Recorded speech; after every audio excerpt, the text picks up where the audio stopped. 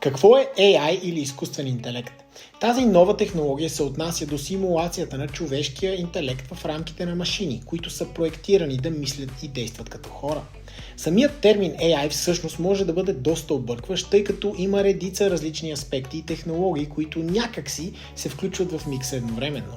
Оказва се, че AI всъщност е общ и събирателен термин, под който попадат други категории, като машинно обучение, обработка на естествен език или NLP, роботика и много други. В началото имах малко проблеми с разбирането на разликата между тези термини, но най-лесният начин да го разберете е, че AI е общия термин и тези различни дисциплини се комбинират заедно, за да направят тези продукти като ChatGPT, Siri или всякакви други роботизирани системи.